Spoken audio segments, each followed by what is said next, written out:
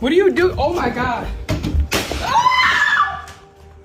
Help me, help me, help me. He's getting good. Help me, help me. Oh my God, help me. Call the police, please call the police. Listen to this aunt describe the last real conversation she ever had about saving her niece's life, because the reason that young mother gave for staying is the reason this whole video exists. I started telling her to see by herself, see about the baby, you know, but she told me, Auntie, I can't. She said, I don't want him to think he's alone. Her niece was 31 years old and 8 months pregnant with a baby girl the family had already named, and she stayed beside a man in the middle of a breakdown because she could not stand the thought of him feeling alone. Days after that conversation, officers were forcing their way into her bedroom. Now watch what her family was left holding when it was over. The baby's Haven's heartbeat is in the bear. That's the only thing we have of her.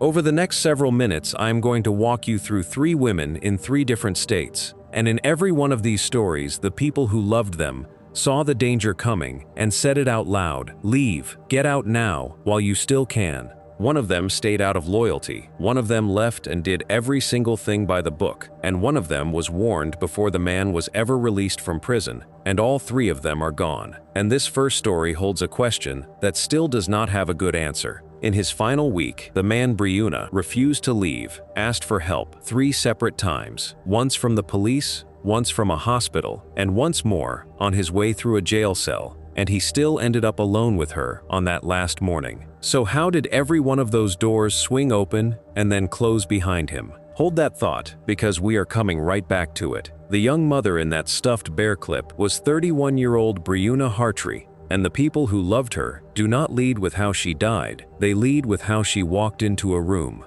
Her family described her as the one who lit up every space she entered, the one who could be having the worst day of her life and still find a way to make everybody around her laugh. Listen to how her brother remembers her. The world could be coming down, but somehow she would find a way to smile and be playful and joyful. That was the most beautiful thing about her. Days after 31-year-old Brianna Hartree and her unborn baby girl were inside this Milledgeville home, her family says they're clinging to the joy she brought into every room. Milledgeville police say her boyfriend, 33-year-old Jawan Taylor, shot Hartree before taking his own life on Friday. She worked at a place in town called the Cook Building. She was already a devoted mother to a young son, and relatives said she would give you the shirt off her back and then some, even when she had nothing left to give. After all of that giving, she was finally 33 weeks along with the baby girl she had wanted for years. Hear how much that little girl already meant to her. She was so excited. She wanted a girl for the long kids. There was a baby shower being planned and a name already chosen, Haven. I'm the mama. I think it's a boy, but I'm praying for a girl. If it's a boy, party over. No. I'm the child, and I think brother. it's a boy. I'm the brother, and I think it's a boy. And if it's a boy, I'm the blood side. I'm the daddy. I think it's a boy. I hope for a boy, but I won't be mad if it's a girl. I do not. Pull it out. Pull it in. Yeah, pull it out and spray.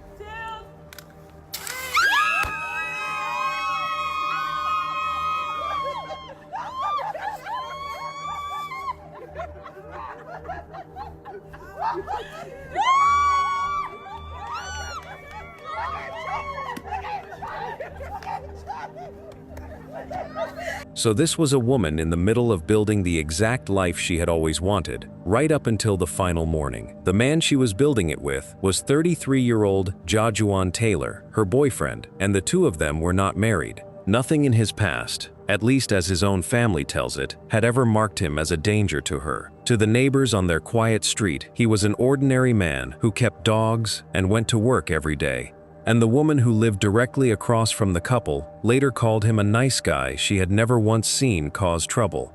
Now listen to his own aunt describe him, because she goes out of her way to be fair about it. Never would I thought he would hurt her, because he wasn't like that. He wouldn't. He coddled children. He coddled pets. He wasn't hurt, and I'm not trying to make him a saint. I'm just telling you the way he was. According to the people who knew him best, what changed him was a mental health crisis that had been building for weeks. Relatives told local reporters that Taylor had been fighting a severe mental health crisis, with long stretches of paranoia, anger, and conversations that simply did not make sense, and it was visible and frightening, with Brianna standing right in the middle of it, watching the person she loved come apart. Her relatives watched his condition grow worse by the day, and they did what loving families do. They pulled her aside and begged her to put herself and the baby first. Hear her answer one more time, knowing everything you know now. I started telling her to see by herself, see about the baby, but she told me, Auntie, I can't. She said, I don't want him to think he's alone. She stayed out of loyalty because walking away felt to her like abandoning someone who was drowning right in front of her, and her family has been careful to frame that choice as love rather than denial. Once you understand the kind of woman she was, you understand the choice, even while part of you wants to reach through the screen and beg her to run. In the days right before the tragedy, the warnings stopped being a private family matter because Taylor began carrying them to the institutions whose entire job is to catch a person in crisis. About 2 days before, according to relatives, he posted a prayer on Facebook asking God to take the pain and anger away that's inside those that are hurting. A man publicly admitting he was not okay and openly asking for relief. On that very same day, the family says, he called the Milledgeville police on himself, a person raising his own hand to law enforcement and saying he needed help. What the family says happened after that call, and after the hospital visit that came right on its heels, is the reason they went public at all. Because the way they tell it, every door he knocked on opened just wide enough to let him back out again. On the Thursday before the tragedy, relatives say his crisis got worse instead of better, and he got behind the wheel and drove himself all the way to a hospital in Atlanta looking for help, with part of what happened there streamed on Facebook Live from inside a hospital room. Relatives say that in that video, he wandered into another patient's room, telling the staff he was looking for his mama, apparently convinced that the stranger in that bed was his late mother. One relative recalled him calling from a brand new number around this time, saying he needed somebody who actually cared about him nearby and asking, in so many words, how much longer he could keep holding himself together. Then, the family says, he was discharged and sent right back out, with nobody calling them to say he had even been at that hospital, let alone that he was being released.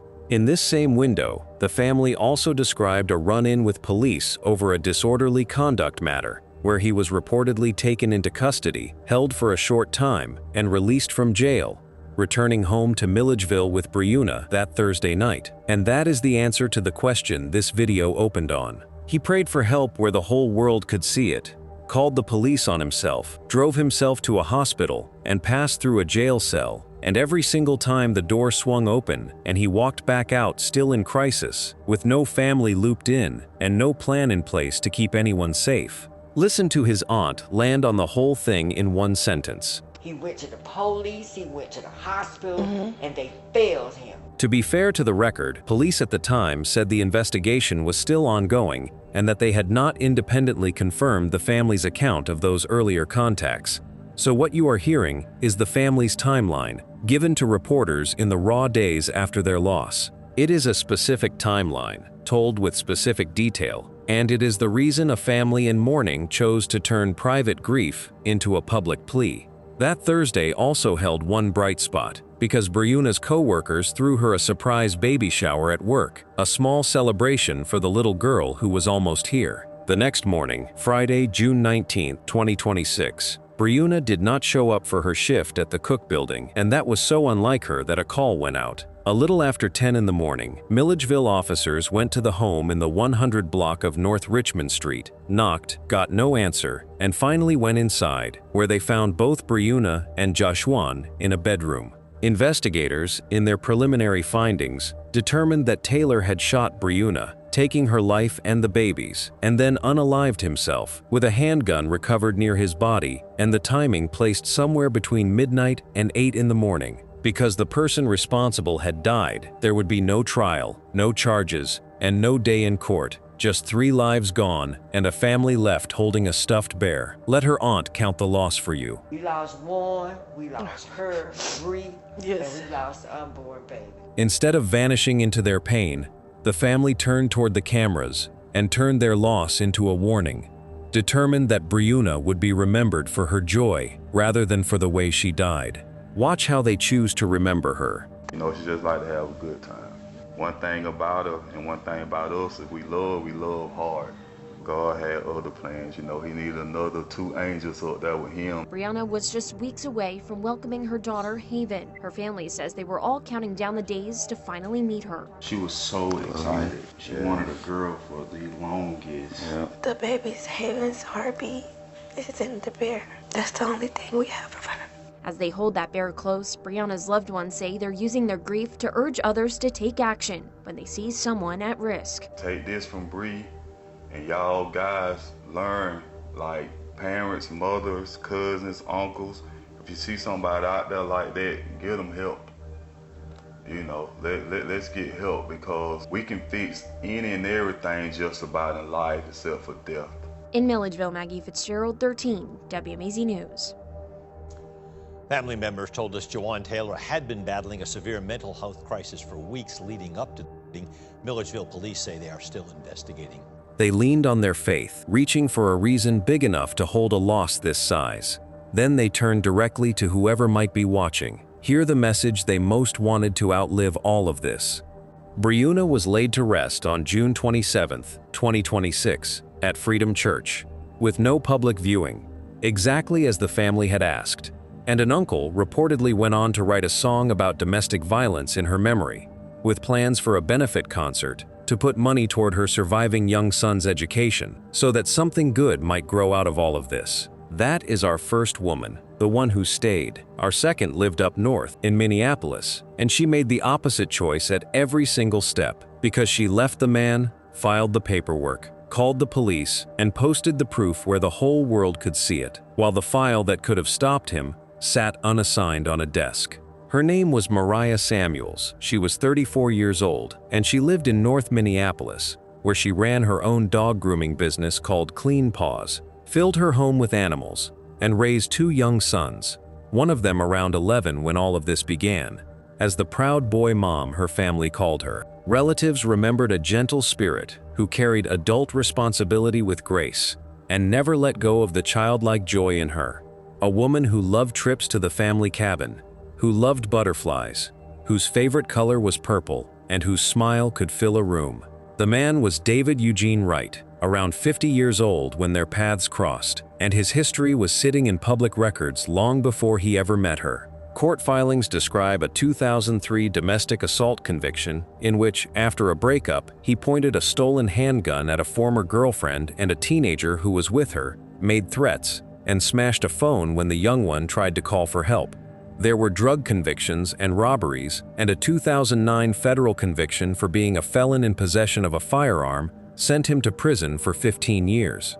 He had been out for less than a year, still on supervised release, and still legally barred from touching a gun, when he met Mariah, which means the exact shape of what was coming. A gun, a breakup, a threat, was already written into his record more than 2 decades earlier. Their relationship was short, and on August 21, 2025, Mariah called him on the phone and ended it. That same evening, according to the criminal complaint, he hunted her down at a nearby home where she was dropping off one of her young ones, and the attack that followed was violent enough that a security camera caught it, while a friend watched it happen in real time over a video call, and he was gone before officers arrived. I am keeping the details of that attack brief, because you do not need them to understand the danger she was in, and because his own words say it plainly enough. Text messages documented in the case included threats to blow up the house she shared with her father, and lines as blunt as "Man, someone going to die tonight." He was announcing his intentions in writing, so Mariah did the exact thing we tell people in her position to do. On August 26th, with the help of a county domestic violence advocate,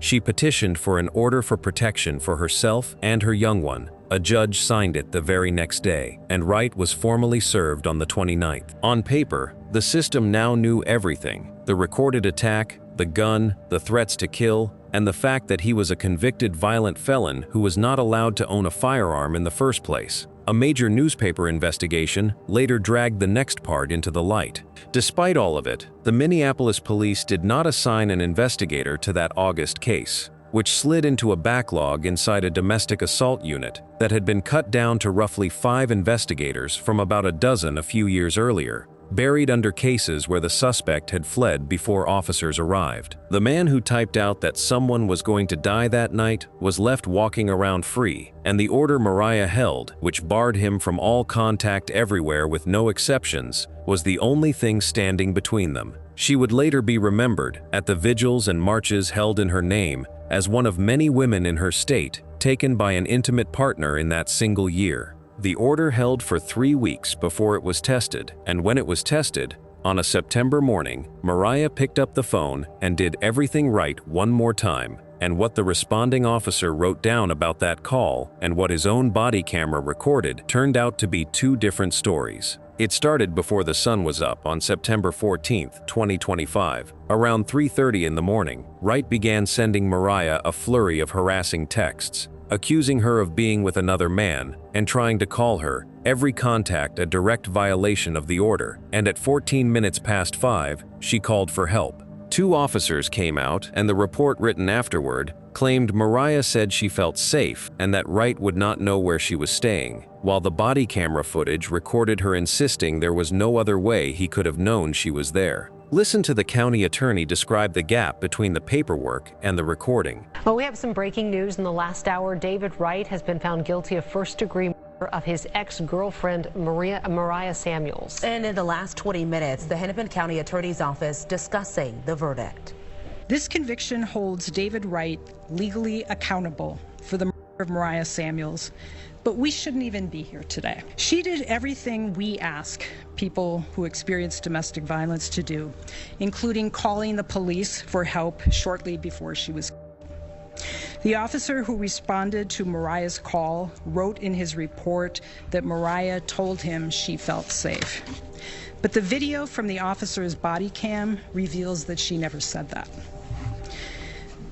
The look of resignation on Mariah's face when the officer said he was leaving is something I will never forget. That is something that was captured on body cam. Mariah was afraid and said repeatedly that David Wright would kill her. And she took action and sought help and protection from our system, but it failed her. Wright will return to court on Friday, where he will be sentenced to life without parole. The officers left after only a few minutes, with no protective steps taken and no resources offered, so Mariah turned to the last audience she had.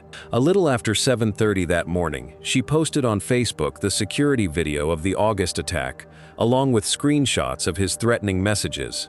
And in a follow-up post, she called the police out by name, writing that the protective order was doing nothing and that officers had done nothing beyond handing a dangerous man a piece of paper. She posted at roughly 7:45, and within minutes, gunfire erupted outside her father's home on Russell Avenue North, where alert systems registered around a dozen shots. Wright had ridden up on a bicycle and pedaled away the same quiet way, and Mariah was shot near her own vehicle and pronounced dead at the scene. One of her young ones was nearby, and when officers gently asked about anyone their mother had been in conflict with, that child gave a single name: David. Wright was arrested the very next day in a nearby town, and he barely denied any of it, telling officers in a jail interview, in effect, that this was not going to be a hard-fought case, and pointing them toward the text messages, saying that once they read them they would understand why he did it. He would eventually take the stand and admit under oath that he shot and killed her,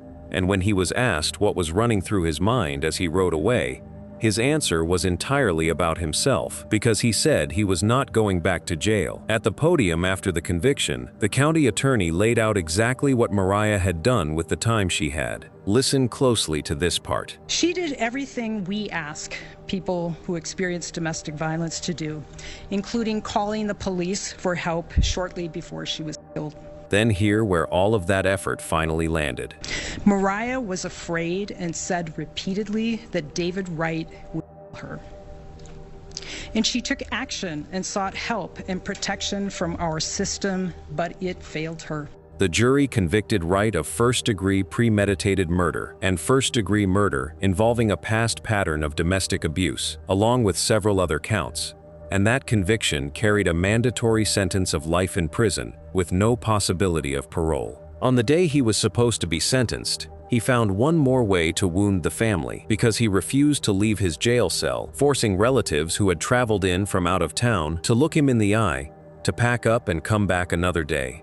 Watch the prosecutor respond to that stunt.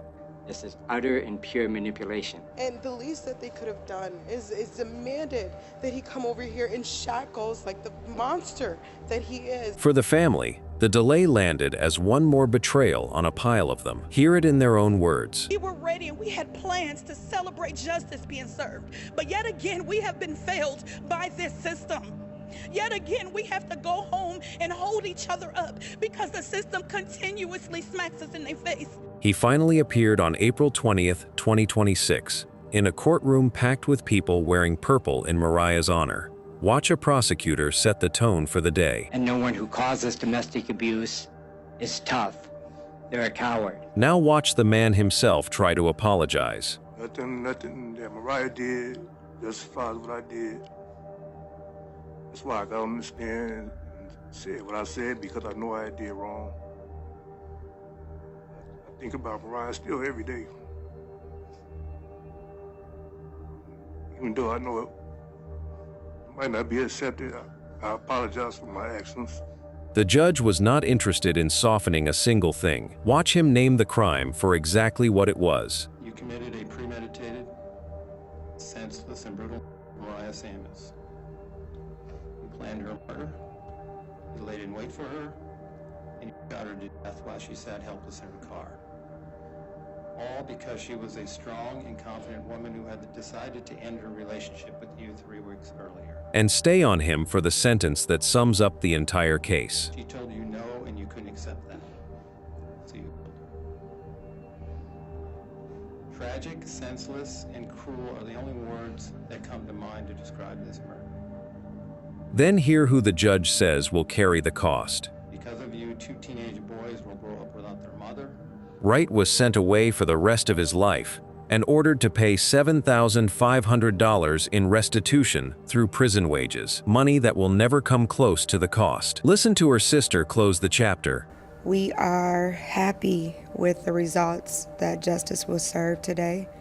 While it will not bring back my sister, we will always honor her and keep her spirit alive. That is 2 women now, one who stayed out of love and one who left by the book. And both of them are gone. Our third heard the warnings earlier than either of them, years before the danger could even reach her, because in her story, the man was still sitting inside a prison cell when her own family started begging her to walk away. And that warning is the one sitting right in the title of this video. Kenesha Neely lived in a small community called Hoffman in Richmond County, North Carolina. She was 38 years old, and before we get to the man who took her life, you need to see how much life she had built entirely on her own. She was born in Memphis, Tennessee, raised in a household built on faith, and by adulthood, she was a certified nursing assistant who trained other nurses coming up behind her, with a degree in business and healthcare management, a bail bondsman license on the side, and a home she had bought herself. All of it earned as a single mother raising 2 daughters after their father walked away. Her family called her the glue, the hype woman with the infectious smile who arranged the gatherings and kept everybody connected, and she even coached youth soccer. The most dangerous relationship of her life started on Facebook around 2019 when a man reached out to her from behind prison walls. His name was Sheldon Neely. He was 46, and at that moment he was serving a sentence of roughly 12 years, tied to convictions for assault with a deadly weapon, with intent to kill, inflicting serious injury. The latest chapter in a history that stretched back nearly 30 years through robbery with a dangerous weapon, being a felon in possession of a firearm, drug offenses, and more. An entire adult life spent cycling in and out of prison for violence. Kenesha's family saw all of that while he was still locked up, before he was ever released, and they tried their best to warn her and talk her out of it. She would not hear it, because she had fallen for what she saw as a redemption story, a love that could save a man the whole world had given up on, and she defended that story publicly against anyone who questioned it. To understand why the warnings bounced off her, look at how completely she had already proven the doubters wrong wrong once before. In a scholarship application worth $20,000, she had named her own mother as the person who most influenced her and laid out a life she had willed into existence against long odds. The degree, the nursing career, the bail bondsman license, the house, all while raising 2 daughters alone. A woman who has beaten those odds once can start to believe she can beat any odds, including the odds on a man everyone else has written off. So she poured herself into that belief completely. She visited him, introduced him to her daughters as a father figure during those visits, and spent her own money on gifts, on trips, and even on a personalized video message from a well-known R&B singer, praising him as a wonderful man and father, and she booked and paid for an Atlantic City getaway for after his release, a stay that reportedly ran around $870. In December of 2021, she married him while he was still in custody, sliding the ring onto her own finger during the ceremony, and then she celebrated him publicly, over and over, as her king, her soulmate, and her best friend, counting the milestones out loud on social media. 30 days of marriage, then a full year, building a public portrait of a love story she was determined the world would believe. He was released in late 2022 and moved straight into her home, and the imbalance showed quickly because he never found steady work and, by every public account, contributed nothing financially to the life she had built. So she carried the household, and she carried him, with the man her family had feared for years now living under her roof and around her children. The couple went through the heartbreak of pregnancy loss, and she publicly framed even that as something that only bound them tighter. In December of 2023, roughly a week before their second wedding anniversary, the danger her family had feared finally showed its face inside that home. He had been drinking, an argument turned violent, and according to the account Kanisha later gave deputies, he kept her from leaving and kept her from calling for help until she managed to reach a handgun. The 2 of them struggled over it, and it went off, wounding him in the upper thigh. He was hospitalized, and once he was treated, he was charged with felony second-degree kidnapping, assault on a female, and interfering with emergency communications, held without bond at first, precisely because of the domestic violence nature of the case, with a court date set for later that month. For one brief window, the system had him, the danger had a case number attached to it, and there was a clear path out, standing wide open. The window closed on her own decision, because when Sheldon was given a bond after that December arrest, Kanisha, according to multiple accounts drawn from her own social media and from what her family knew, went down to the jail, bailed him out, and picked him up herself. And in the words used to describe it afterward, she pretended like nothing had ever happened, going right back to living with him and posting about the relationship as if that violent night had never occurred. It is far too easy to sit on the outside and judge that choice, and I am not going to. Because this is the psychology all 3 of these stories keep circling. The same loyalty that kept Brianna in that house in Georgia, the same hope that pulled Kanisha toward a man behind bars in the first place, is the very thing that reaches back into the fire after it has already burned you once. She loved him, she believed she could fix him, and she believed her love was strong enough to rewrite a 30-year history of violence. Into that fragile situation came a baby. In early 2024, Kanisha was pregnant again, a high-risk pregnancy with serious complications, and on June 23rd, her daughter was born about 10 weeks early and spent her first weeks fighting in intensive care before finally coming home in late July. By the first days of August, the little girl was around 6 weeks old, and neighbors had started to notice more arguing coming from the house, even as Kanisha kept the public picture of the marriage as bright as ever. Then came Sunday, August 4th, 2024, and one detail about that morning carries more weight than everything around it. Kanisha made certain the children were not in that house, arranging for her newborn to be with her own mother while her 2 older young ones were sent to a relative's home. Whatever was building inside those walls, her daughters were somewhere safe when it finally broke. At around 8:15 that morning, Richmond County deputies were sent to the home on McCoy Drive after neighbors reported a domestic dispute and the sound of gunshots, and they cleared the house room by room until they reached one bedroom door that was locked from the inside. As they worked to force it open, they heard a single gunshot come from the other side, and when they got through, they found both Kenesha and Sheldon in the room. Investigators concluded that he had taken her life and then unalived himself. The sheriff described it as an isolated domestic tragedy, and the coverage pointed straight back to that December call to the very same address. The escape hatch had been open 8 months earlier, and it had closed. The man who took her life was buried separately a short time later, in a quiet service in another town, with almost nothing said and no family listed, while the daughter, who had just come home from the hospital 6 weeks into her life, was left without her mother and effectively without both parents. One of the two people in that room had built a family, a career, a home, and a reputation as the person who held everybody together, and the other left behind little more than a 30-year record and a newborn who will never remember either of them. Kenesha was laid to rest on August 13, 2024, and at her celebration of life, the people who loved her did not spend their time on the man or the record or the ending. They talked about the red sunshine, the daughter and sister and mother who built something real out of almost nothing, who kept her whole family stitched together, and who loved fiercely even when loving cost her far too much.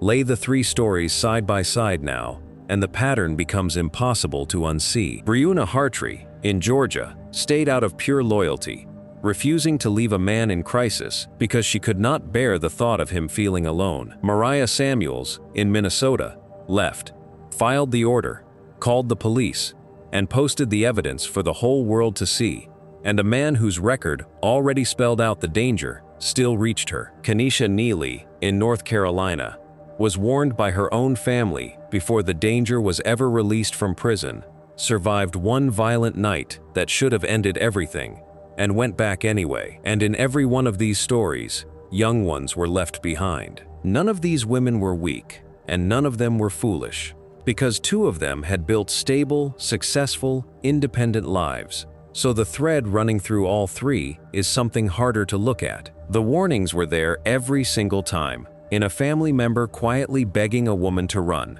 in text messages spelling out a threat, and in a decades-long record sitting in plain view. And in every case, the distance between the warning and the tragedy turned out to be far shorter than anyone wanted to believe. That is why Breonna's family stood in front of a camera during the worst week of their lives. Let them have the final word. You know, let's get help, because we can fix any and everything just about in life except for death. If the people who love you keep telling you to leave, they are not trying to control you, they are trying to keep you alive. Help is free and confidential through the National Domestic Violence Hotline at 1-800-799-7233. And if you or somebody near you is in a mental health crisis, you can call or text 988 any hour of the day. Please reach out today while there is still time. Rest in peace to all 3 of them. If any part of this video sounded like somebody you know, send it to them and tell us in the comments, respectfully, what you would say to a friend who keeps choosing to stay, because somewhere in that comments section is a person quietly looking for the exact words that might get them out.